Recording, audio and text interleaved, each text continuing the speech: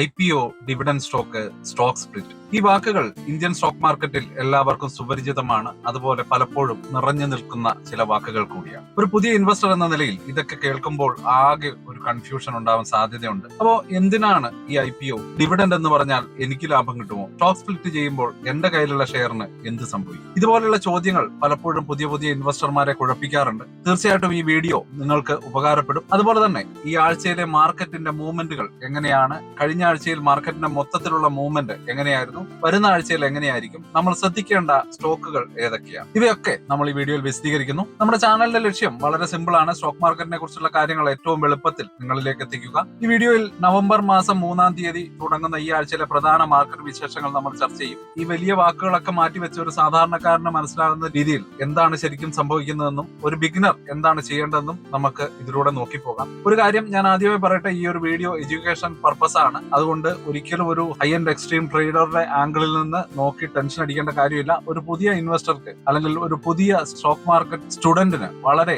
എളുപ്പത്തിൽ മനസ്സിലാക്കാൻ പറ്റുന്ന കാര്യങ്ങൾ മാത്രമേ ഞാനിവിടെ പറയുന്നുള്ളൂ. അതുപോലെ തീർച്ചയായിട്ടും മറ്റ് സ്റ്റോക്ക് വിശേഷങ്ങൾ കൂടി. Welcome to the eye opener video of Dhanam smart savings and investment solutions. Welcome to the weekly round up. നമുക്ക് കഴിഞ്ഞ ആഴ്ച മാർക്കറ്റിൽ എന്ത് സംഭവിച്ചു എന്ന് ചുരുക്കത്തിൽ ഒന്ന് നോക്കിപ്പോകാം. നിങ്ങൾ പേപ്പറിലും ന്യൂസിലും ഒക്കെ സെൻസെക്സ്, നിഫ്റ്റി എന്നൊക്കെ കേൾക്കാറുണ്ട്. ഇത് രണ്ട് തരത്തിൽ മാർക്കറ്റിന്റെ മൂഡ് അറിയാനുള്ള രണ്ട് തെർമോമീറ്റർ പോലെയാണ്. സെൻസെക്സും നിഫ്റ്റിയും ഉയരുകയാണെങ്കിൽ മാർക്കറ്റിന്റെ ഭൂരിഭാഗം സ്റ്റോക്കുകളും നല്ല രീതിയിൽ പെർഫോം ചെയ്യുന്നു എന്ന് മനസ്സിലാക്കാം. താഴോട്ടാണ് പോകുന്നതെങ്കിൽ മാർക്കറ്റിൽ ചെറിയ ടെൻഷൻ ഉണ്ടെന്ന് നമുക്ക് എളുപ്പത്തിൽ മനസ്സിലാക്കാം. ഇവ രണ്ടും ബോംബെ സ്റ്റോക്ക് എക്സ്ചേഞ്ചിന്റെയും അതുപോലെ തന്നെ നാഷണൽ സ്റ്റോക്ക് എക്സ്ചേഞ്ചിന്റെയും ഓരോ ഇൻഡെക്സുകളാണ് എന്നുകൂടി നമുക്ക് ഓർത്തിരിക്കും. കഴിഞ്ഞ ആഴ്ച ഒക്ടോബർ 31 മാർക്കറ്റ് ക്ലോസ് ചെയ്യുമ്പോൾ നിഫ്റ്റി 50 ഇൻഡെക്സ് ഏകദേശം 25,722 പോയിന്റിലും സെൻസെക്സ് 83,938 പോയിന്റിലുമാണ് ക്ലോസ് ചെയ്തത്. മാർക്കറ്റിൽ ചെറിയൊരു പ്രോഫിറ്റ് ബുക്കിംഗ് നടന്നു. അതായത് അതിനു മുമ്പ് ലാഭം ലഭിച്ചവർ തങ്ങളുടെ ലാഭം അക്കൗണ്ടിലേക്ക് എത്തിക്കാൻ വേണ്ടി വിൽക്കാൻ തുടങ്ങിയതിന്റെ ഒരു പ്രഷർ നമുക്ക് കാണാൻ കഴിഞ്ഞു. അതുപോലെ തന്നെ വിദേശ നിക്ഷേപകർ അഥവാ FIIs കുറച്ച് സെല്ലിംഗും നടത്തിയിരുന്നു. India Vicks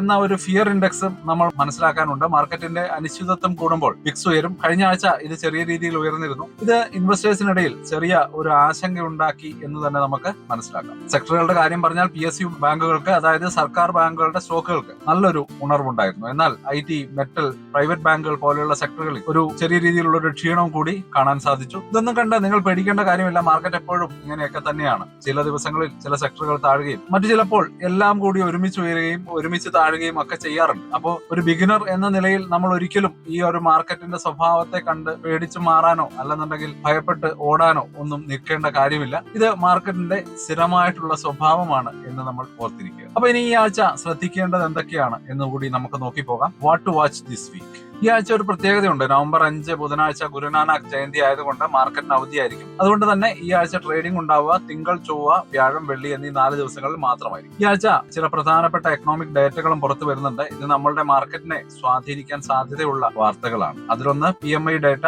purchase management index ആണ്. അത് നമ്മുടെ നാട്ടിലെ മാനുഫാക്ചറിംഗ് സർവീസ് സെക്ടറുകളുടെ ആ ഒരു മൊത്തത്തിലുള്ള പെർഫോമൻസ് അല്ലെങ്കിൽ അതിന്റെ ഒരു ഹെൽത്ത് എങ്ങനെയുണ്ട് ഞാൻ വളരെ സിമ്പിൾ ആയിട്ട് മനസ്സിലാക്കാൻ കഴിയുന്ന ഒരു ഇൻഡെക്സ് ആണ്. ഈ ഡേറ്റ നല്ലതാണെങ്കിൽ അത് മാർക്കറ്റിന് ഒരു പോസിറ്റീവ് സിഗ്നൽ ആയിട്ട് തന്നെ വരും. ഇനി ടെക്നിക്കൽ കാര്യങ്ങളിലേക്ക് വരികയാണെങ്കിൽ നിങ്ങളൊരു പുതിയ ഇൻവെസ്റ്റർ ആണെങ്കിൽ സപ്പോർട്ട്, റെസിസ്റ്റൻസ് ഈ വാക്കുകൾ കേൾക്കാൻ സാധ്യതയുണ്ട്. സിമ്പിൾ ആയിട്ട് പറഞ്ഞാൽ നിഫ്റ്റിയെ ഒരു ബോൾ ആയിട്ട് സങ്കല്പിക്കുക. ആ ബോൾ തറയിൽ തട്ടി ഉയർന്നു പോകുന്നത് പോലെ തന്നെ ആ ഒരു തറയെ നമ്മുടെ സപ്പോർട്ട് ലെവലായിട്ടും അതുപോലെ തന്നെ മുകളിൽ സീലിംഗിൽ തട്ടുന്ന ആ ഒരു ഏരിയ റെസിസ്റ്റൻസ് ലെവലായിട്ടും നമുക്ക് കണക്കാക്കാം. അതായത് ആ പ്രൈസ് ലെവലിൽ എത്തുമ്പോൾ ഷെയർ വാങ്ങാൻ ആളുകൾ കൂടുതൽ ഉണ്ടാവും.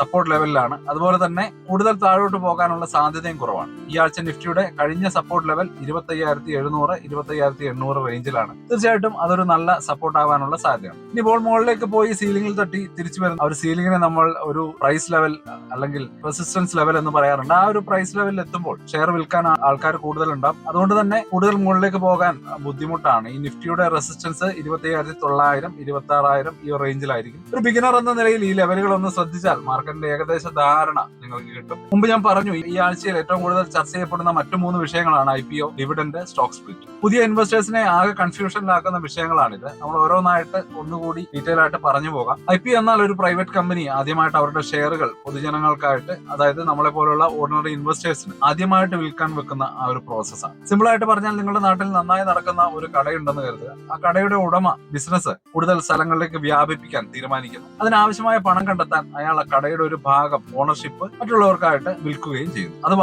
വാങ്ങുന്ന നിങ്ങൾ ആ ഒരു കടയുടെ ചെറിയ അംശത്തിന്റെ ഉടമയാകുന്നു. ഇതേ പ്രോസസ്സ് ഒരു വലിയ കമ്പനി ചെയ്യുമ്പോഴാണ് അതിന് IPO അഥവാ ഇനീഷ്യൽ പബ്ലിക് ഓഫറിംഗ് എന്ന് പറയുന്നത്. ഈ ആഴ്ച മാർക്കറ്റിൽ ചില പ്രധാന IPOകൾ വരുന്നുണ്ട്. ഏറ്റവും കൂടുതൽ ആളുകൾ കാത്തിരിക്കുന്നത് ഗ്രോവിന്റെ IPO ആണ്. ഗ്രോ നിങ്ങളിൽ പലർക്കും അറിയാവുന്ന ഒരു ഇൻവെസ്റ്റ്മെന്റ് പ്ലാറ്റ്ഫോം ആണ്. അവരുടെ IPO നവംബർ 4 തുടങ്ങി നവംബർ 7 അവസാനിക്കുമെന്നാണ് റിപ്പോർട്ടുകൾ വന്നിട്ടുള്ളത്. പ്രൈസ് ബാൻഡ് നോക്കുകയാണെങ്കിൽ 95 മുതൽ 100 വരെയാണെന്നാണ് അറിയാൻ കഴിയുന്നത്. ഇതുപോലെ ഫൈൻ ലാബ്സും ഈ മാസം IPO നടത്താൻ സാധ്യതയുണ്ട്. ഫിൻബഡ് ഫിനാൻഷ്യൽ സർവീസിന്റെ ഒരു SME IPO നവംബർ 6 ആരംഭിക്കും. ഒരു ബിഗിനർ എന്ന നിലയിൽ നിങ്ങൾ എന്ത് ചെയ്യണം എന്നുള്ളത് തീർച്ചയായിട്ടും വളരെ ഇമ്പോർട്ടന്റ് ആയിട്ടുള്ള ക്വസ്റ്റ്യൻ ആണ്. IPO എന്ന് കേൾക്കുമ്പോൾ തന്നെ ചാടി വീഴാൻ നിൽക്കരുത്. ഒരു കമ്പനിയുടെ IPOയിൽ ഇൻവെസ്റ്റ് ചെയ്യുന്നതിന് മുമ്പ് ആ കമ്പനിയുടെ draft red hiring prospectus DRHP എന്ന ഡോക്യുമെന്റ് വായിക്കാൻ ശ്രമിക്കുക. ഇത് സെബിയുടെ വെബ്സൈറ്റിൽ ലഭ്യമാണ്. ആ കമ്പനിയുടെ ബിസിനസ് എന്താണ്, അവർക്ക് കടമുണ്ടോ, ലാഭം എത്രയാണ്, എന്തിനാണ് അവർ ഈ പണം ഉപയോഗിക്കാൻ ഉദ്ദേശിക്കുന്നത്, ഇവയൊക്കെ നമുക്ക് മനസ്സിലാക്കാൻ കഴിയും. ഗ്രേ മാർക്കറ്റ് പ്രീമിയം കൂടുതലാണെന്ന് കരുതി മാത്രം ഇൻവെസ്റ്റ് ചെയ്യരുത്. നന്നായി പഠിച്ച ശേഷം മാത്രം തീരുമാനമെടുക്കും. രണ്ടാമതായിട്ട് ഡിവിഡൻഡ് ആണ്. ഡിവിഡൻഡ് എന്നാൽ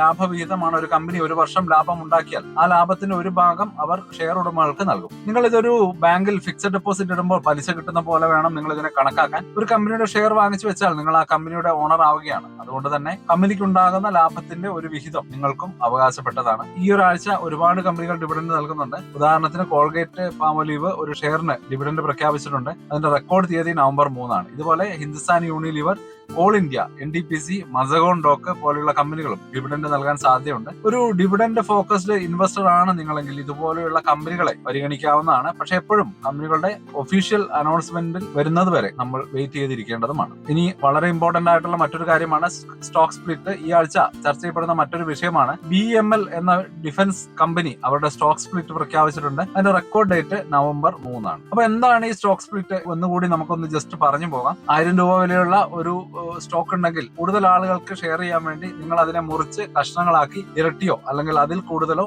നമ്പർ ഓഫ് ഷെയർസ് ആക്കി മാറ്റുന്നു. ആ ഒരു പ്രോസസ്സിനെയാണ് സ്റ്റോക്ക് സ്പ്ലിറ്റ് എന്ന് പറയുന്നത്. നിങ്ങളുടെ കയ്യിൽ BMLന്റെ 10 ഷെയർ ഉണ്ടെങ്കിൽ സ്പ്ലിറ്റിന് ശേഷം അത് 20 ഷെയർ ആയിട്ട് മാറും. പക്ഷേ ഷെയറിന്റെ വിലയുടെ പകുതി ആയിട്ട് ഷെയർ വില കുറയുകയും ചെയ്യും. അതുകൊണ്ട് നിങ്ങളുടെ മൊത്തം ഇൻവെസ്റ്റ്മെന്റ് വാല്യൂവിൽ മാറ്റം വരുന്നില്ല. പിന്നെ എന്തിനാ കമ്പനികൾ ഇത് ചെയ്യുന്നു എന്നുള്ളൊരു കൺഫ്യൂഷൻ ഉണ്ടാവും. ഷെയറിന്റെ വില കുറയുമ്പോൾ ചെറിയ ഇൻവെസ്റ്റേഴ്സിനും അത് വാങ്ങാൻ എളുപ്പമാവും. ഷെയറിന്റെ ലിക്വിഡിറ്റി, അതായത് വാങ്ങാനും വിൽക്കാനുള്ള സൗകര്യം കൂട്ടാനും ഇത് തീർച്ചയായിട്ടും സഹായിക്കും. കേരളത്തിലെ നിക്ഷേപകർ അതുപോലെ തന്നെ ഇന്ത്യൻ നിക്ഷേപകർ തന്നെയാണ്. അവർ സാധാരണയായിട്ട് ഡിവിഡൻഡ് നൽകുന്ന സ്ഥിരതയുള്ള വളർച്ചാ സാധ്യതയുള്ള കമ്പനികളാണ് കൂടുതൽ ശ്രദ്ധ കൊടുക്കാറ്. ഈ ആഴ്ച നിങ്ങൾക്ക് നിരീക്ഷിക്കാവുന്ന ചില സ്റ്റോക്കുകൾ എന്തൊക്കെയാണെന്ന് ഞാൻ പറഞ്ഞു പോകാം. തീർച്ചയായിട്ടും ഇത് റെക്കമെൻഡേഷൻ അല്ല, നിങ്ങൾക്ക് പഠിക്കാനും നല്ല രീതിയിൽ ഇൻവെസ്റ്റ് ചെയ്യാനുമുള്ള ഒരു ഓപ്പർച്യൂണിറ്റിയാണ്. ഒന്നാമതായിട്ട് ITC ലിമിറ്റഡ് സിഗരറ്റ് ബിസിനസിന് പുറമെ FMCG, ഹോട്ടൽസ്, അഗ്രി ബിസിനസ് എന്നീ മേഖലകളിൽ ശക്തമായിട്ടുള്ള സാന്നിധ്യമുള്ള ഒരു വലിയ കമ്പനിയാണ്. സ്ഥിരമായിട്ട് നല്ല ഡിവിഡൻഡ് നൽകുന്ന സ്റ്റോക്കാണ് ITC. രണ്ടാമത് മുത്തൂറ്റ് ഫിനാൻസ്, അതുപോലെ തന്നെ മണപ്പുറം ഫിനാൻസ്. കേരളത്തിലെ നിക്ഷേപകർക്ക് നന്നായിട്ട് അറിയാവുന്ന ഗോൾഡ് ലോൺ കമ്പനികൾ. മാർക്കറ്റിൽ അനിശ്ചിതത്വം ഉണ്ടാകുമ്പോൾ സ്വർണ്ണത്തിന് ഡിമാൻഡ് കൂടുന്നത് തീർച്ചയായിട്ടും ഇവർക്ക് ഗുണകരമായിരിക്കും. ഇപ്പോൾ സ്വർണ്ണത്തിന് വില കുറഞ്ഞുകൊണ്ടിരിക്കുകയാണ്. ആ ഒരു അവസ്ഥ കൂടി നമ്മൾ മനസ്സിൽ ആലോചിക്കേണ്ടതുണ്ട്. അടുത്തായിട്ട് ഫെഡറൽ ബാങ്ക്, നമ്മുടെ സ്വന്തം കേരളം ആസ്ഥാനമായിട്ടുള്ള ബാങ്കാണ്. ബാങ്ക് നിഫ്റ്റി നല്ല പ്രകടനം കാഴ്ചവെക്കുമ്പോൾ ഫെഡറൽ ബാങ്ക് പോലെയുള്ള പ്രൈവറ്റ് ബാങ്കുകൾക്ക് ഇത് ഗുണം ചെയ്യും. അടുത്തായിട്ട് കൊച്ചിൻ ഷിപ്പ്യാർഡ് കേരളത്തിലെ ഒരു പ്രധാന പൊതുമേഖലാ സ്ഥാപനമാണ്. ഡിഫൻസ്, ഇൻഫ്രാസ്ട്രക്ചർ സെക്ടറുകളിൽ സർക്കാർ കൂടുതൽ ശ്രദ്ധ നൽകുന്നത് ഇവർക്ക് അനുകൂലമാണ്. ഈ സ്റ്റോക്കുകളെ കുറിച്ച് കൂടുതൽ പഠിക്കുക, അവയുടെ ക്വാർട്ടർലി റിസൾട്ടുകൾ അതുപോലെ വിലയിരുത്തുന്നതും നല്ല ബെനിഫിറ്റ് ആയിരിക്കും. അപ്പൊ ഈ ആഴ്ച നമ്മൾ എന്തൊക്കെയാണ് പഠിച്ചത് എന്ന് നമുക്ക് നോക്കി പോകാം. മാർക്കറ്റിൽ ഒരു ചെറിയ ഇടിവുണ്ടെങ്കിലും അത് മാർക്കറ്റിന്റെ ഒരു സാധാരണ സ്വഭാവം മാത്രമാണ് എന്ന് നമ്മൾ കരുതേണ്ടതുണ്ട്. ഈ ആഴ്ച പുതിയ ഇൻവെസ്റ്റേഴ്സ് ശ്രദ്ധിക്കേണ്ട 3 കാര്യങ്ങൾ ഇവയൊക്കെയാണ്. IPO, പുതിയ IPOകളിൽ കണ്ണുമടച്ച് ഇൻവെസ്റ്റ് ചെയ്യാതെ ആ കമ്പനിയുടെ ബിസിനസ് മോഡലിനെ കുറിച്ച് കൃത്യമായിട്ട് പഠിച്ച് ഇൻവെസ്റ്റ് ചെയ്യാൻ ശ്രമിക്കുക. ഗ്രോ IPOയെ കുറിച്ച് കൂടുതൽ വായിക്കുന്നത് ഒരു നല്ല തുടക്കമായിരിക്കും. അതുപോലെ തന്നെ ഡിവിഡൻഡ്, ഒരു കമ്പനി ഡിവിഡൻഡ് നൽകുന്നത് എന്തുകൊണ്ടാണെന്നും അത് എങ്ങനെ ഇൻവെസ്റ്റർക്ക് പാസീവ് ഇൻകമായി മാറുന്നു എന്ന് നമ്മൾ മനസ്സിലാക്കുക. അതുപോലെ തന്നെ സ്റ്റോക്ക് സ്പ്ലിറ്റ് കണ്ട് ആവേശം കൊള്ളാതെ അത് ഷെയറിന്റെ വില കുറച്ച് ലിക്വിഡിറ്റി കൂട്ടാനുള്ള ഒരു മാർഗം മാത്രമാണെന്ന് തിരിച്ചറിയേണ്ടതുണ്ട്. അപ്പൊ അത്രയുമാണ് നമ്മൾ ഇന്ന് പഠിച്ചത്. അപ്പൊ ഈ വീഡിയോ നിങ്ങൾക്ക് ഇഷ്ടമായോ എങ്കിൽ തീർച്ചയായിട്ടും ചാനൽ സബ്സ്ക്രൈബ് ചെയ്യുക. അതുപോലെ തന്നെ വീഡിയോ മറ്റുള്ളവർ കൂടി ഷെയർ ചെയ്ത് കൊടുക്കുക. ഒരു ലൈക്ക് കൂടി കൊടുക്കാൻ മറക്കല്ലേ. പ്രത്യേകിച്ച് IPOകളെ കുറിച്ചുള്ള അഭിപ്രായങ്ങൾ താഴെ കമന്റുകളായിട്ട് അറിയിക്കുക. പുതിയ ഇൻവെസ്റ്റേഴ്സിന് അതൊരു വലിയ ഒരു സഹായകരമായിരിക്കും. ഇനി നമുക്കൊരു കൺക്ലൂഷനിലേക്ക് കടക്കാം. സ്റ്റോക്ക് മാർക്കറ്റ് എന്നതൊരു മഹാസമുദ്രം പോലെയാണ്. അറിവാണ് അതിൽ നീന്തി പോകാൻ നമ്മളെ സഹായിക്കുന്ന ലൈഫ് ജാക്കറ്റ്. ടിപ്പുകൾക്കും ഊഹാപോഹങ്ങൾക്കും പുറകെ പോകാതെ സ്വയം അറിവ് നേടാൻ ശ്രമിക്കുക. അടുത്ത ആഴ്ച നമുക്ക് ടെക്നിക്കൽ അനാലിസിസിന്റെ അടിസ്ഥാന തത്വങ്ങളെ കുറിച്ച് കൂടി ഈ ഒരു മാർക്കറ്റ് റൗണ്ടപ്പിൽ ചർച്ച ചെയ്ത് പോകാം. ഒരു ചാർട്ട് കണ്ട് എങ്ങനെ ബേസിക് കാര്യങ്ങൾ മനസ്സിലാക്കാം എന്ന് നമ്മൾ പഠിക്കും. ആ വീഡിയോ മിസ് ചെയ്യാതിരിക്കാൻ ഇപ്പൊ തന്നെ സബ്സ്ക്രൈബ് ചെയ്ത് ആ ഒരു ബെല്ലൈക്കൺ കൂടി ഒന്ന് പ്രസ് ചെയ്ത് വെച്ചേക്കണേ. അപ്പോൾ താങ്ക് യു ഫോർ വാച്ചിങ്. നന്നായിട്ട് പഠിക്കുക, സ്മാർട്ടായിട്ട് ഇൻവെസ്റ്റ് ചെയ്യുക. Happy investing. ബൈ. സ്റ്റോക്ക് മാർക്കറ്റിലെ ന്യൂസുകളെയും അതുപോലെ തന്നെ അപ്ഡേറ്റുകളെയും ഉൾക്കൊള്ളിച്ചുകൊണ്ടുള്ള ഒരു ഫേസ്ബുക്ക് ഗ്രൂപ്പ് നമുക്കുണ്ട്. ആ ഒരു ഗ്രൂപ്പിന്റെ ലിങ്ക് ഈ വീഡിയോയുടെ ഡിസ്ക്രിപ്ഷനിൽ കൊടുക്കുന്നുണ്ട്. പ്രൈവറ്റ് ആയിട്ടുള്ള ഒരു ഗ്രൂപ്പാണ്. താല്പര്യമുള്ളവർക്ക് ആ ലിങ്കിൽ ക്ലിക്ക് ചെയ്തുകൊണ്ട് ഗ്രൂപ്പിൽ ജോയിൻ ചെയ്യാം.